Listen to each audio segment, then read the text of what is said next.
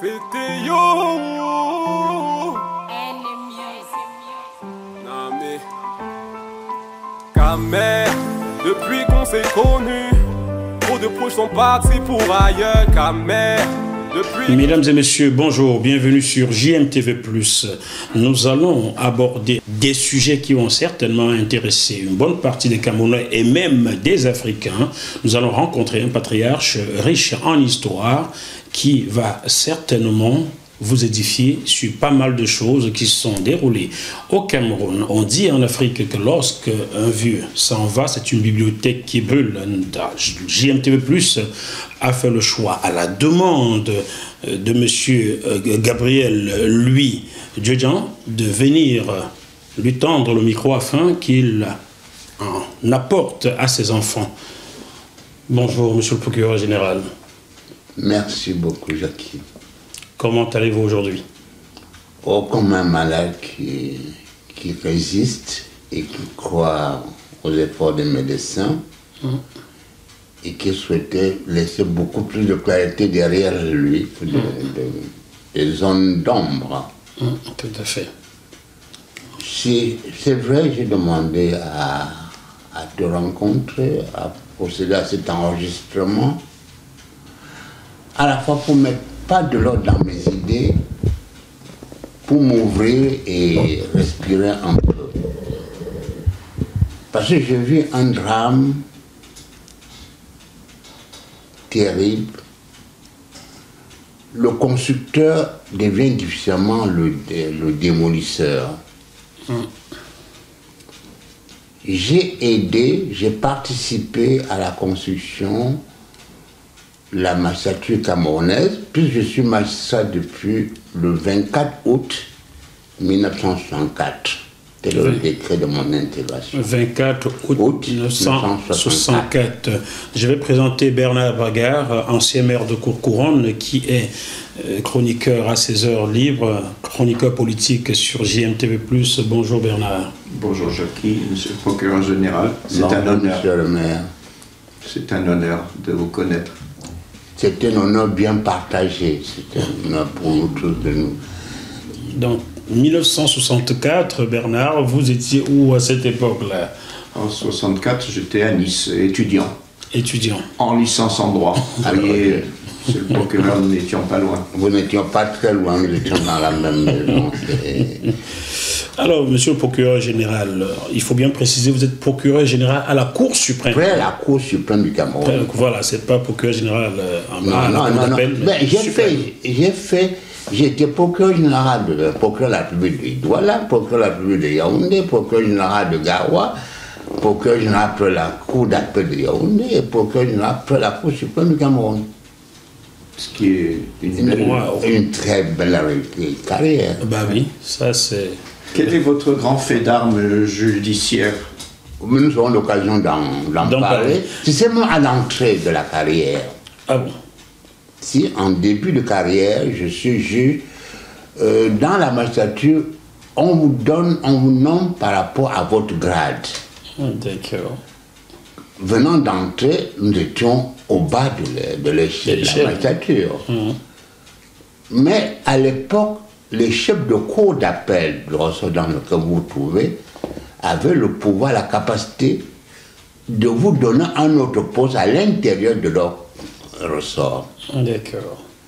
Donc j'ai été intégré magistrat du Cameroun, nommé juge au tribunal de Boloba, et les chefs de cour d'appel de Yaoundé ont décidé qu'ils ont besoin quand même que de moi plutôt à Yaoundé. C'est par une ordonnance du président de la cour d'appel de Yaoundé que j'ai été détaché dans les fonctions de juge au tribunal hors classe de Yaoundé. Parce que le tribunal de Yaoundé, c'est le tribunal, il est au-dessus. On l'appelle le tribunal hors classe. Oui, hors classe, oui. Donc, 4 ans après l'indépendance, il y avait que des juges camerounais déjà ou... Non, il y avait que des juges français. Français. Nous sommes venus prendre le relais. D'accord. Justement, l'histoire que je vais vous raconter, le fait d'armes, j'arrive au tribunal de Yaoundé, je suis juge, Et j'ai mes audiences, et à l'audience, il y avait une audience, et il y avait un homme politique qui était en prison. Un homme politique camerounais? Oui. C'était qui ça? Ça va venir. Salam et Congo, je me souviens. Salam et Congo. Salam et Congo. Il vient de mourir d'ailleurs. Ouais. Alors, son dossier, on le passe à un premier juge camerounais. Il dit, c'est moi qui ai condamné André-Marie Mbida, le chef de ce monsieur. André-Marie Mbida, qui fut le tout premier ministre camerounais. Oui, hein? oui, Et Amadou Adjou était son adjoint. C'est moi qui l'ai condamné. Pourquoi voulez-vous que je sois encore là pour examiner le dossier de son lieutenant? Il prend le dossier, il le rend, il va le déposer sur le lot du président du tribunal de Yaoundé, qui était un Français. Le président estime que c'est une affaire des Camerounais. Il prend le dossier, il vient déposer sur le lot du jeune juge, Gabriel Jean. Je vois le dossier, je me rends compte, je n'en parle pas. Mais c'est un dossier qu'il faut régler à l'audience, il ne faut pas mettre ça en délibéré, vous ne vous en sortirez plus. Alors, je vais à l'audience avec le dossier. André-Marie Mbida était déjà sorti de prison, il était dans la salle. Voilà. C'était une salle bien comble. Alors, quand on commence, la salle est surexcitée. Je mène tout le débat et le clos met en mise en délibéré pour fin d'audience tout de suite. Et une fois qu'on a terminé, je prends quelques minutes sur le siège, je rends ma décision, qui était une décision qui ne devait pas beaucoup plaire. Parce qu'en fait, il était déjà en prison et on pensait qu'on devait le maintenir en prison. Oui. Moi, j'ai décidé qu'il sorte. De le relaxer. Non, pas de le... Je l'ai déclaré coupable, oui, mais de le condamner à une peine qui n'est pas une peine d'emprisonnement. C'était courageux à cette époque-là, non? Non, ça correspondait à mon tempérament, c'était ma conviction de la justice, qui reste jusqu'à aujourd'hui ma conviction. Parce qu'il faut vous méfier d'une justice aux ordres, quelle que soit votre position. Si aujourd'hui elle vous sert, demain elle vous desservira. Mais vous n'étiez pas naïf quand vous avez pris cette décision? Non, je n'étais pas naïf, non, j'étais vraiment bien conscient. Mais la suite des événements va me donner raison. Comment? En sortant de l'audience, c'est le procureur qui vient s'étonner. J'en profite, je profite de cela pour clarifier nos rapports pendant le temps où nous serons ensemble. Le tribunal s'est prononcé, il vous reste des voies de recours. Et je souhaite qu'il en soit ainsi jusqu'à la fin, pendant que nous sommes ensemble. Et que vous a-t-il répondu? Ah, il était très mécontent. J'ai dit, mais je fais les voies de recours, si ça vous intéresse. Et bon, il va s'adresser au procureur général pour pouvoir faire exercer sa voie de recours. Le procureur général lui dit d'attendre. Et pour finir, ma décision a été entérinée par le pouvoir. On a dit de laisser les choses en l'état. Donc, ce monsieur est sorti. Et quelle a été votre formation pour devenir magistrat en 64? En 64, j'ai fini ma licence.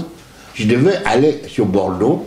On a estimé qu'on n'avait pas le temps de nous envoyer à Bordeaux, qu'on a besoin de vous tout de suite. D'accord, il fallait des cadres camerounais tout de suite. Oui. Je suis la première promotion de l'Université fédérale du Cameroun.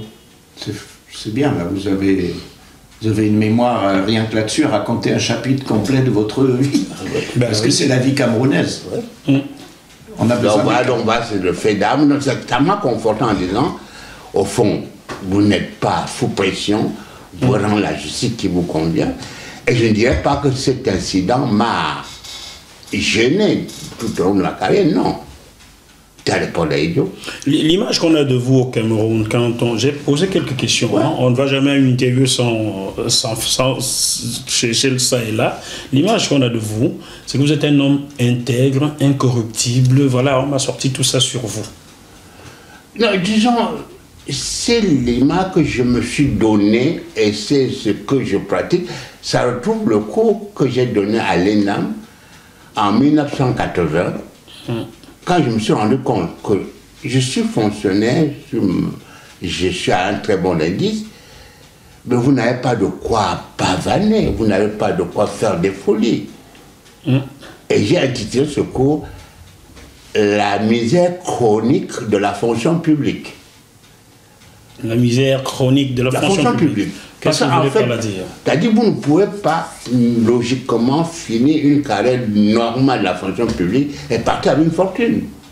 Ah, ce n'est pas possible. C'est antinomique. Cela me permet de vous donner, de vous livrer quelque chose que nous avions, sur laquelle nous avions réfléchi. Nous avions 16 ans. Mes camarades et moi, Wanko, il se reconnaîtra.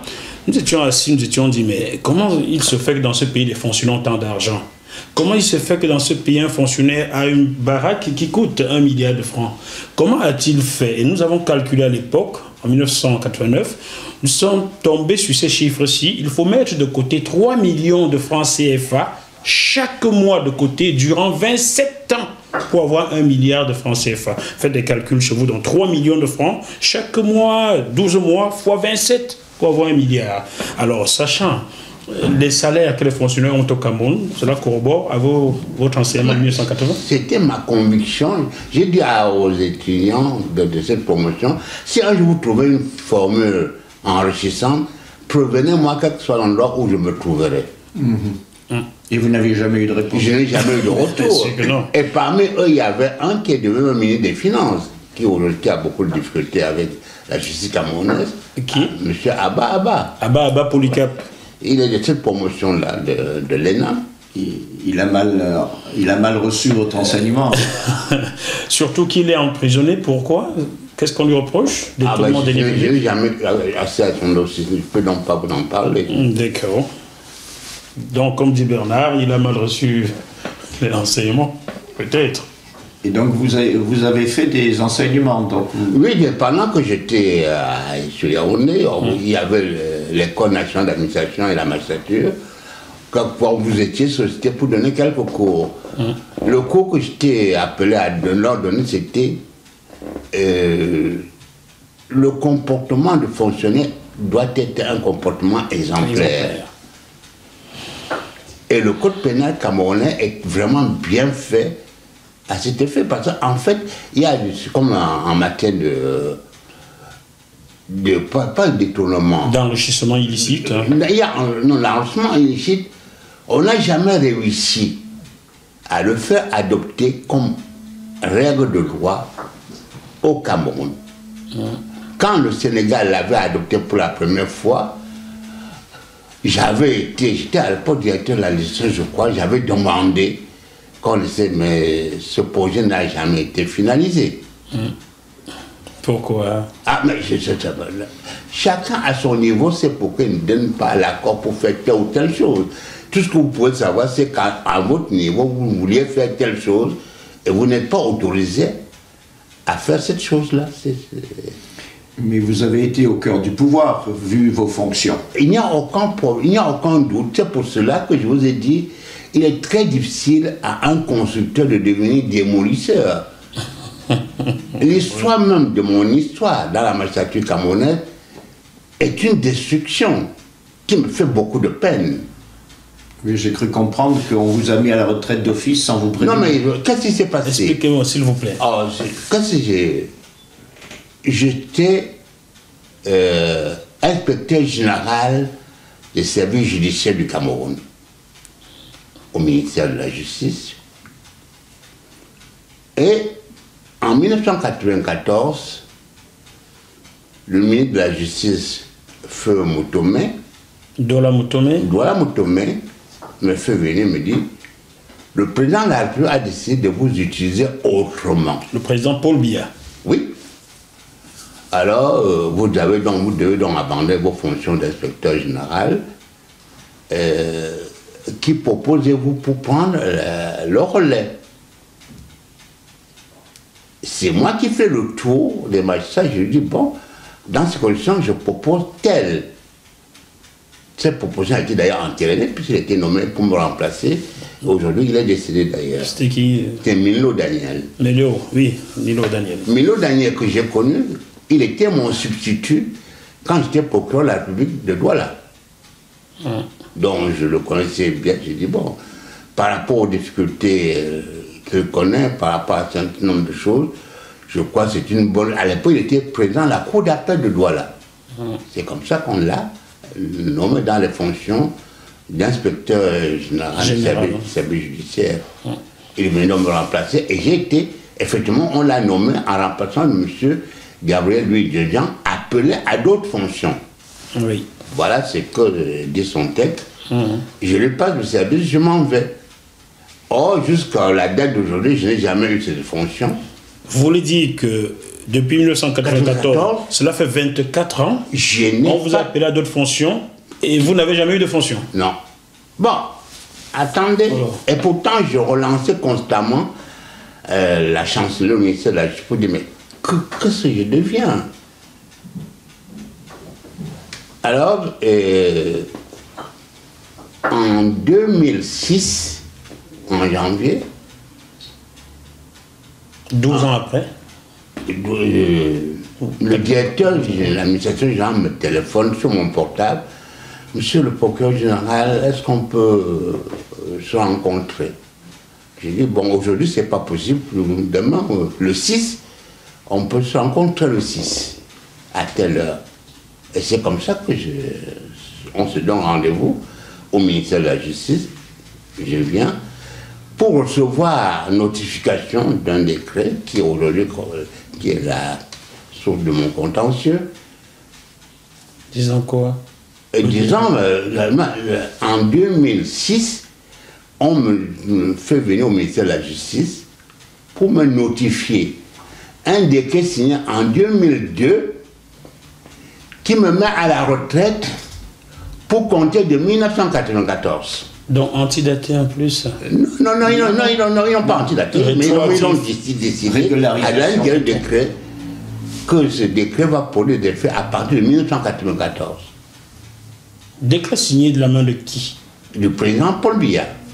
Le même qui vous avait appelé à d'autres fonctions? Oui. Alors, d'abord, le décret est de 2002. Faut-il attendre 4 ans pour me notifier le décret de quelqu'un qui est à Yaoundé, qui est dans le monsieur connu.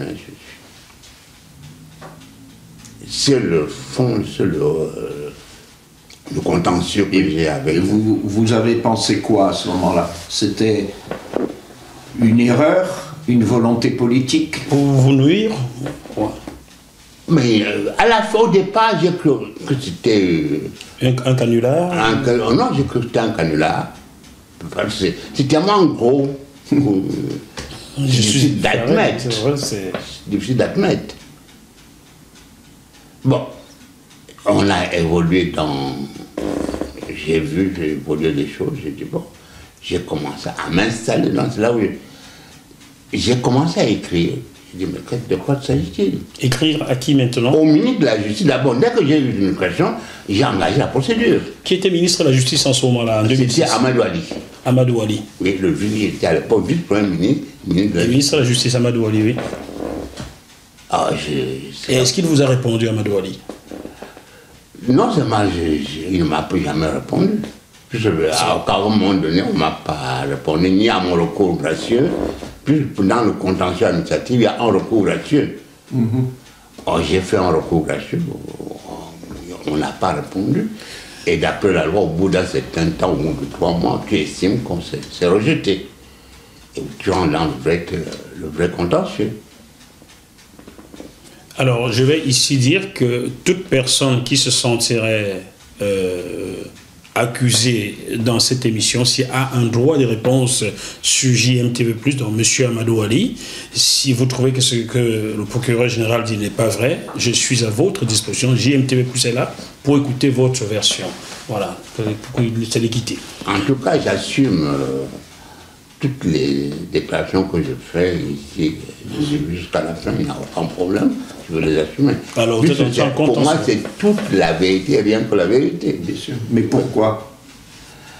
Pourquoi là, c'est vraiment, vous me demandez de me substituer à eux pour vous dire, donc, est-ce qu'on peut me donner un pourquoi? Il n'y a pas de pourquoi. Non, mais vous gêniez. Mais ce qui est certain, quand j'ai vu que les choses avaient pris cette allure, oui, j'ai commencé à dire, bon, préparons-nous à un contentieux oui, qui va être long. Mais vous étiez gênant pour le pouvoir? Dans votre poste de procureur général, vous avez pu déplaire? Déplaire, je ne sais pas. J'ai beaucoup de... Non, parler de ça, c'est un morceau.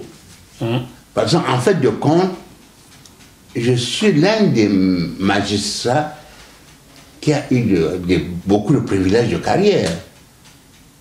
J'étais même le conseiller juridique du président de la République, Ahidjo. Ahidjo, le premier président du Cameroun. De Paul Biya. Ah bon? Jusqu'en quelle année vous a conseillé, monsieur? Mais quand il a pris le pouvoir, j'étais le président de la République. Ah, 82, 83 donc. Oui, j'étais conseiller technique du président de la République. Et j'ai des affaires juridiques. Vous l'avez bien conseillé donc? Ah ben, non, mais après, c'est lui qui m'a nommé procureur dans la Cour suprême. Et c'est le même qui vous convoque à d'autres fonctions que vous n'avez jamais pris. C'est le même qui signe votre retraite. Oui, il y a quelque chose qui ne va pas là. J'espère que les tribunaux vont clarifier ce problème. Mon problème, c'était de savoir qu'est-ce qui se passe. Or, le fond du dossier, mon dossier, c'est quoi? J'ai dit, le Cameroun a signé une convention sur toutes les formes de discrimination.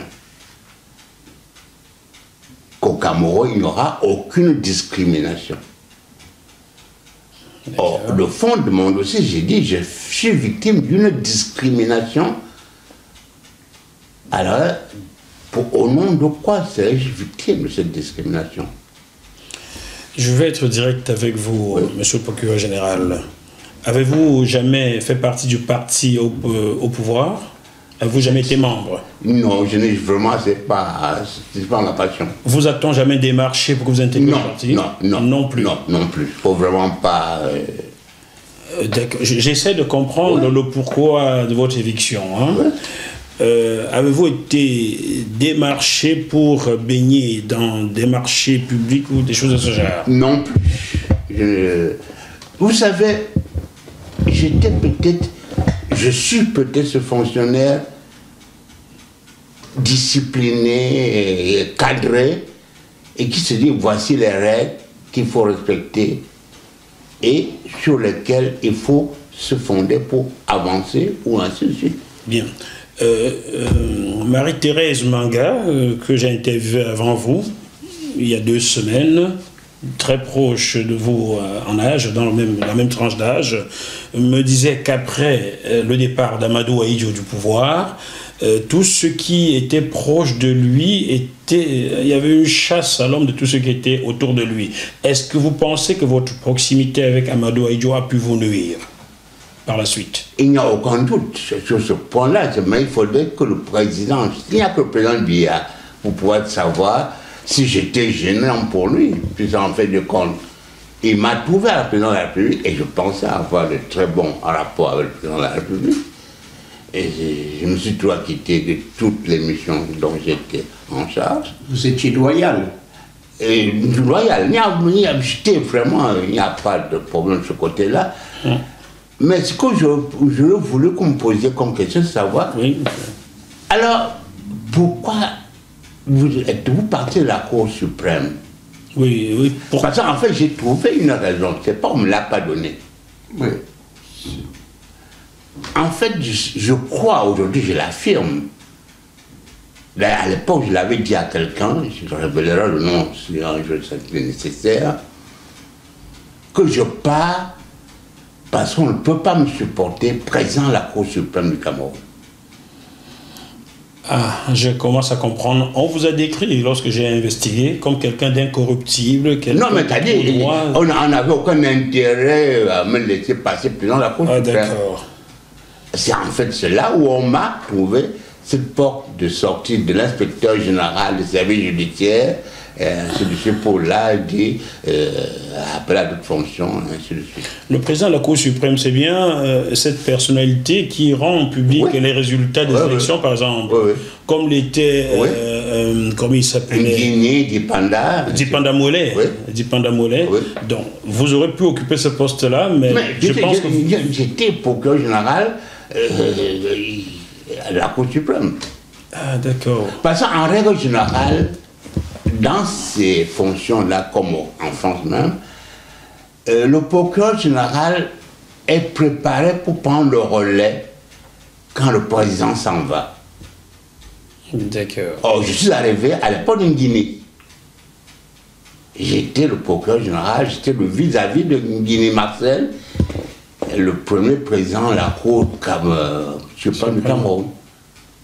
Donc, anormalement... Logiquement, au départ de Guinée, je devais passer président de la Cour suprême. Ça veut dire que M. Dipanda Mollet n'aurait jamais dû être président de la Cour suprême. Non. Et lorsqu'on connaît... Lorsqu'on connaît les troubles politiques, le changement qu'il y a eu à partir des années, au début des années 90 avec l'arrivée du multipartisme, puis les élections qui ont fait couler beaucoup d'encre 2 ans après 1992, on a peut-être jugé que M. Dudjan n'était pas l'homme qu'il fallait à ce poste-là, car il ne serait pas malléable. Est-ce que je me trompe en pensant ainsi?